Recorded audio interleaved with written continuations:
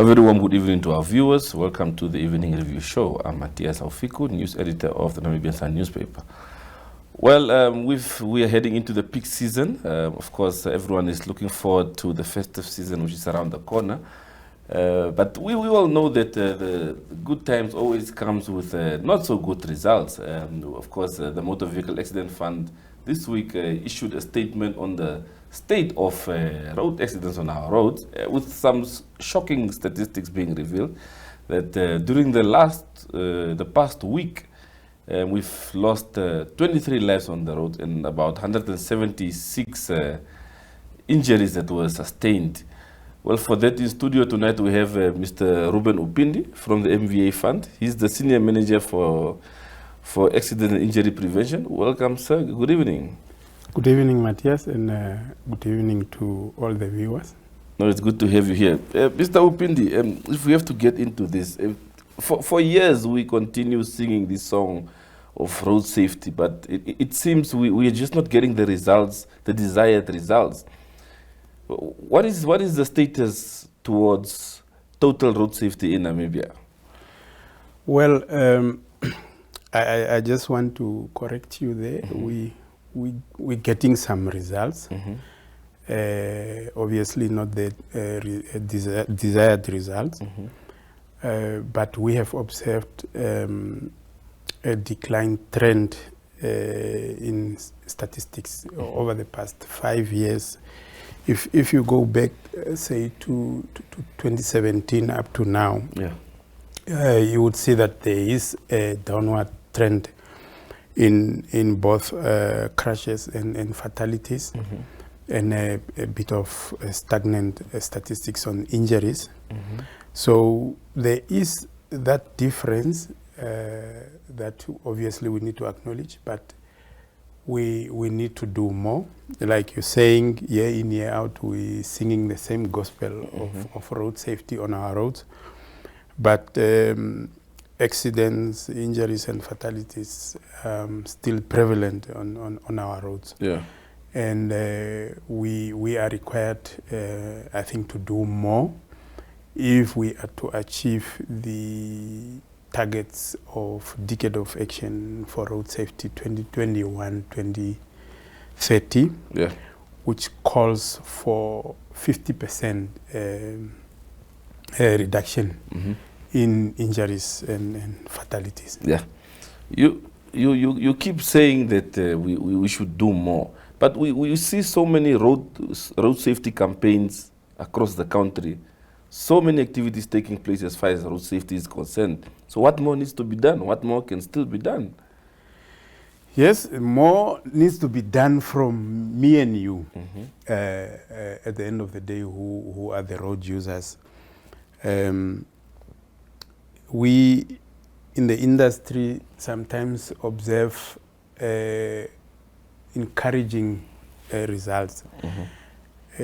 If you look at the past 3 weeks, I'm just taking you back 3 weeks ago, yeah. We had about 2 weeks where in 1 week we lost 2 lives, in the other week we lost 3, and then boom, last week we lost, unfortunately, 23. Mm-hmm. So again, it comes down to the behavior of road users, mm-hmm. more specifically drivers, but not only the drivers. It can also be passengers, it can be pedestrians, all of us. Mm-hmm.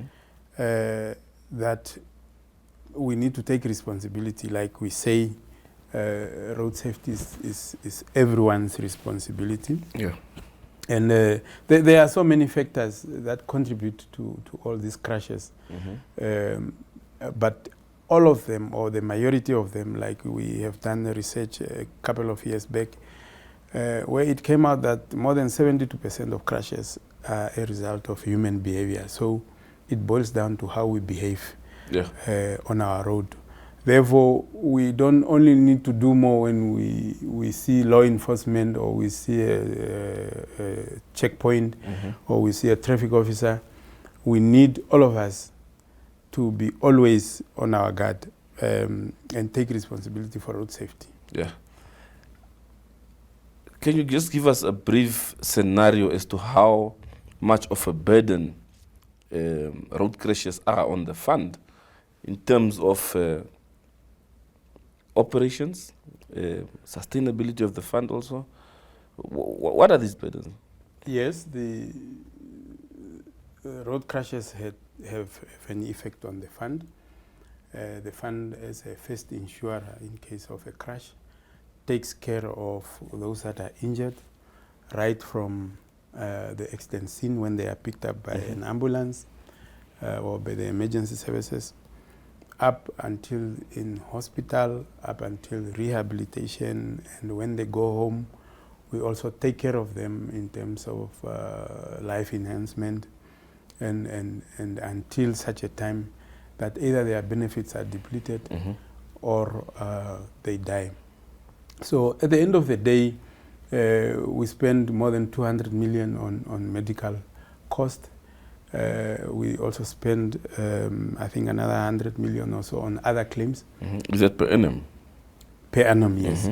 So it's a huge burden on the fund, obviously, that if not taken care of in terms of prevention, will have an impact on the fund.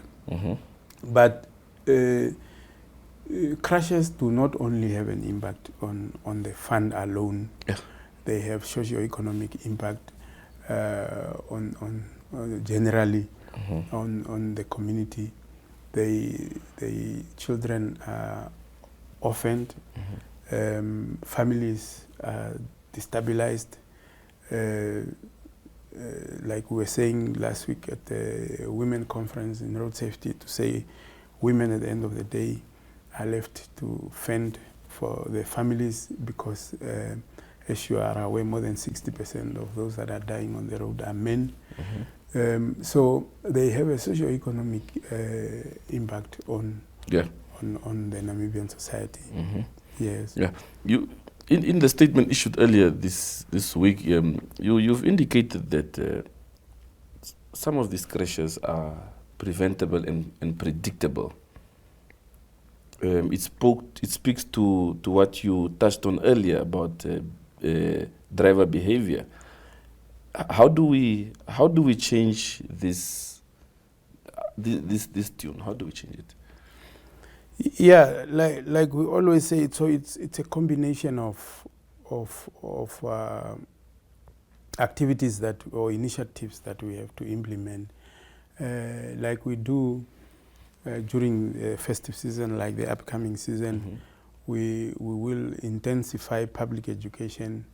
We need to educate the road users about their responsibilities, especially the drivers, on observing the road traffic rules and regulations, making sure that you abide by the law, and also educating passengers, educating pedestrians.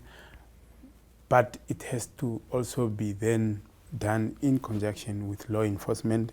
That's what we do. And at the end of the day, we also then have to make sure that if all this effort fails, there are mechanisms to provide emergency response if a crash occurs. So it's a combination of all this. If you look at the decade of action for road safety, there are 5 pillars that need to be taken care of. But the main pillars, especially where we play a role, is that of public education and emergency response. But there are other pillars like safer roads, where other role players like Roads Authority have to take care of the road, the quality of the road, and so on, infrastructure.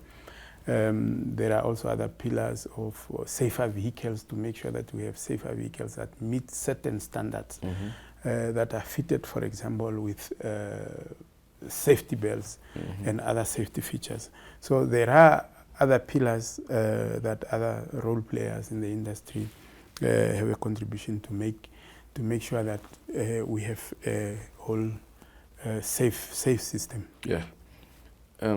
Decade of action, how are we progressing towards meeting the goals of the program?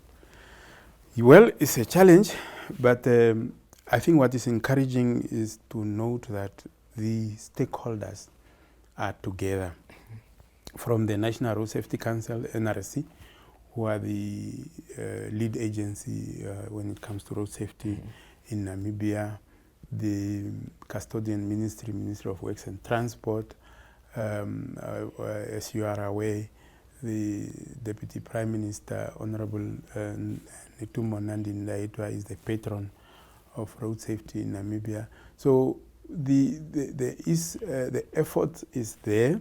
We are now planning for the festive season. We're coming together. We're talking to each other. We were discussing with the colleagues from Namibian police even yesterday about the deadly weekend. And we are going already to initiate some activities that will be rolled out preceding the launch of the festive season, which will be happening in November. So in terms of decade of action for road safety, obviously we have challenges, especially with resources, but there are pillar committees that are spearheading these pillars that I just mentioned.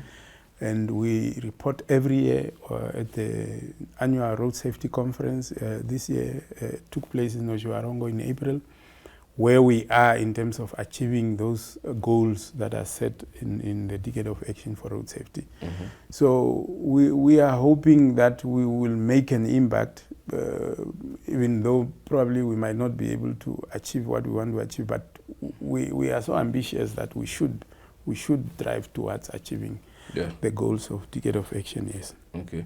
Well, Mr. Uupindi, we head for a short break. We'll be back to continue this conversation. Well, to our viewers, we head for a short break. Stay tuned.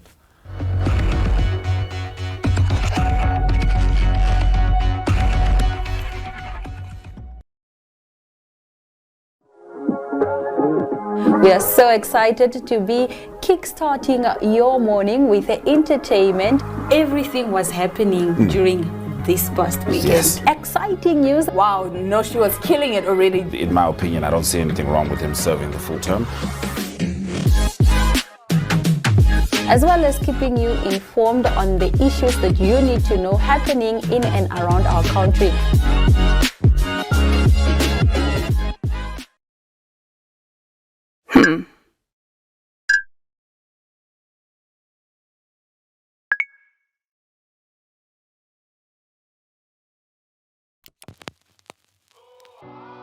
E-Ticket, your online ticket solution for events and event marketing, bringing you ease of mind and making sure that your event gets out there.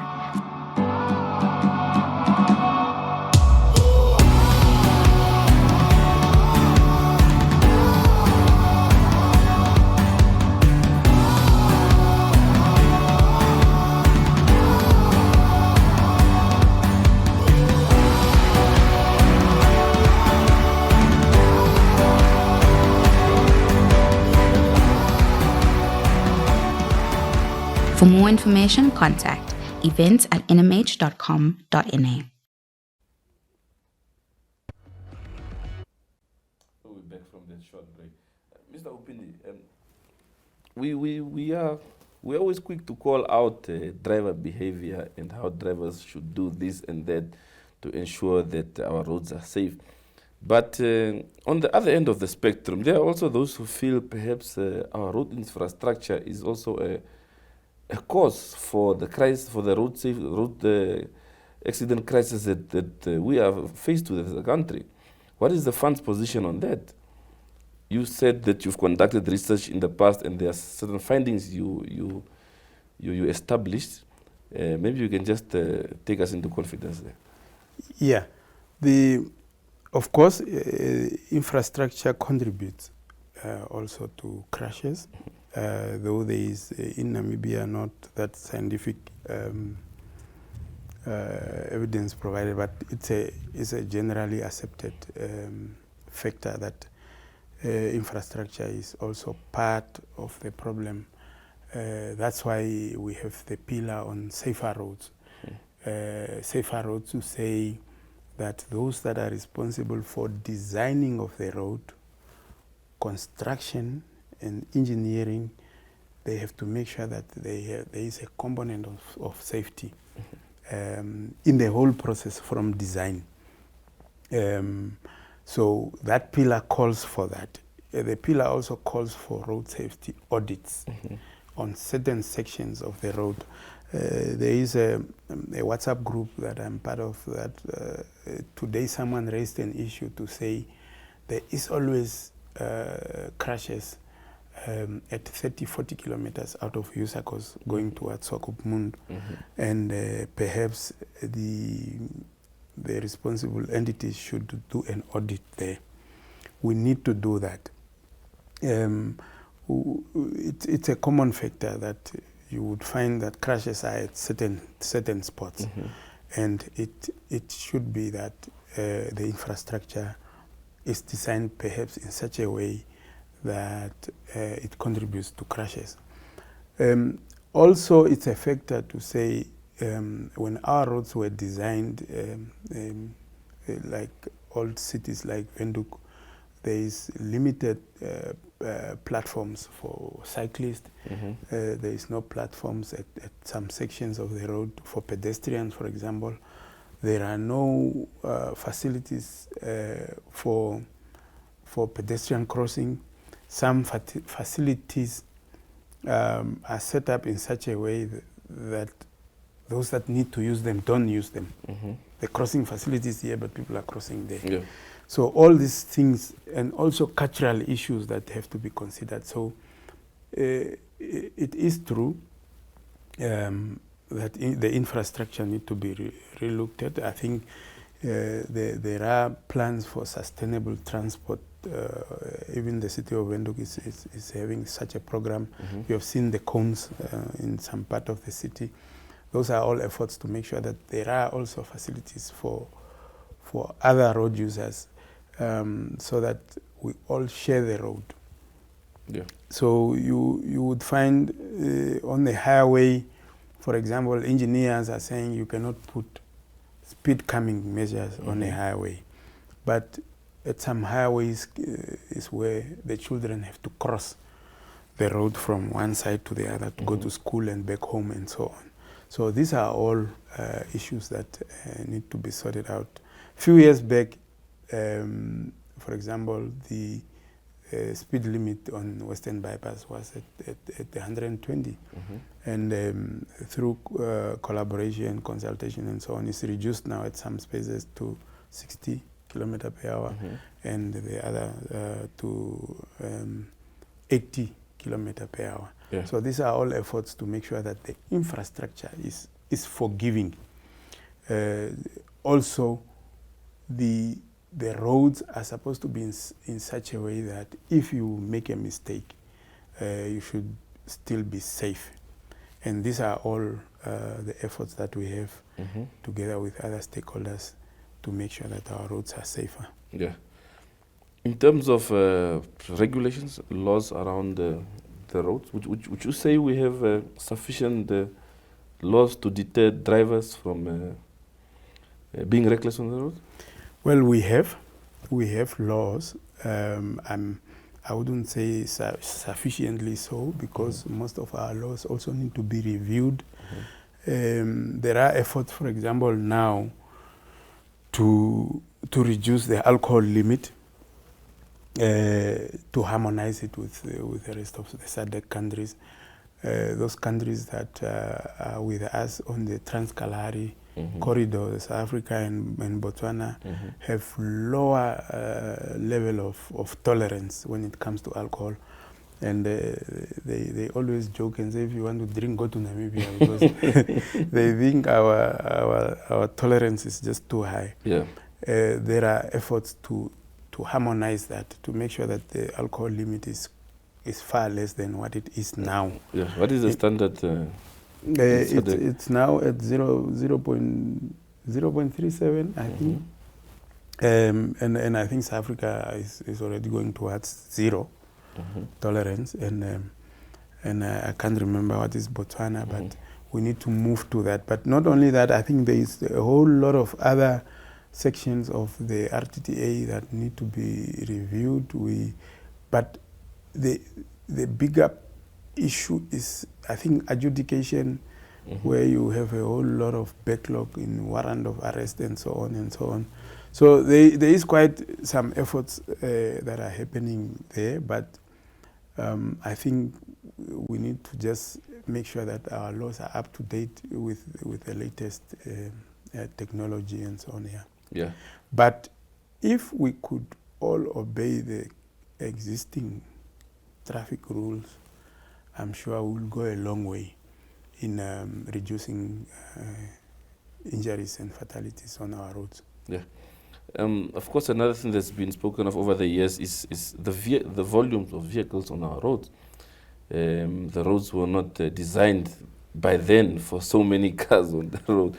How is that factor playing out, and how is it impacting road safety?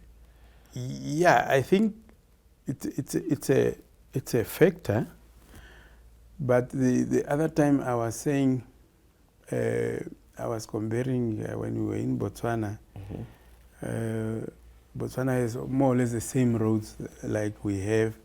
They have 950,000 vehicles. I think we have around 405 by now. But it's true. If you go today to Havana, and you are driving there at that four-way stop, they call it Kambaka there, you will see a whole lot of vehicles. You'll probably spend 30 minutes there because that space was not for so many cars. So it's true, we have the vehicle population has grown. But I think there are efforts to expand our roads. I think there is a need to even expand the road from Walvis Bay so that it's incongruent with the expansion of the port there, with vehicles driving out of the port, driving cargo elsewhere, but also balancing that with development of the rail. That should also happen. So I think Roads Authority is trying their best with the limited resources they have with the RFA to expand the roads where it's possible, so that you minimize congestions, because our people are very impatient. They don't want to wait. Sometimes they see a queue and I don't know whether they close their eyes and they just overtake. And if you look at most of the head-on collisions, as a result of overtaking, or as a result of overtaking either at the blind spot or there was oncoming vehicles and so on. So those are the stories you hear, even the last weekend crashes in Zambezi and also in the south. I'm sure the police would have the facts, but it's always related to overtaking, because our people want to go and they are very impatient, and we need to manage the congestions so that we can mitigate, especially the collisions, the head-on collisions. If you had to compare within the urban centers and outside, whether it's on the road or the more rural areas, how do the statistics compare?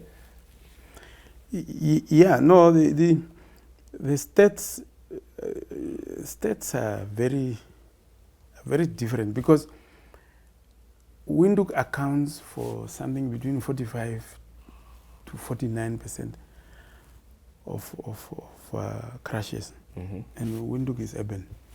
So, but then you have if you look at your high accident regions, you have your Erongo, and if you come to Ochodonjupa, which is always competing with Erongo for number 1, 2, or 3, because Windhoek is always number 1.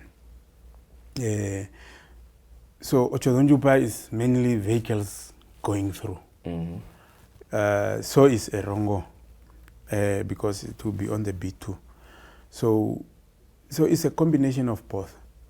Windhoek be the highest, but then if you look at, for example, pedestrian crashes, you will say Windhoek has high pedestrian crashes, but there are chances of surviving.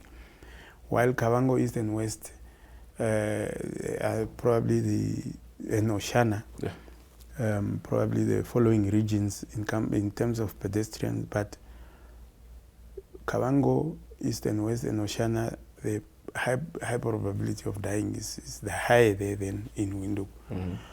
So there is a combination of urban, but also then the highways. Yeah. Well, Mr. Uupindi, we want to thank you for coming through this evening and sharing crucial information with us and our viewers as far as road safety is concerned, and we wish you and the team well going forward. Thank you very much, and we wish the nation accident-free week. Yeah, thank you very much. Well, there we go. There you have it. Let's remain vigilant on the road to ensure that road safety is always a priority whenever we're driving. That's it from the Evening Review team. Have a pleasant evening.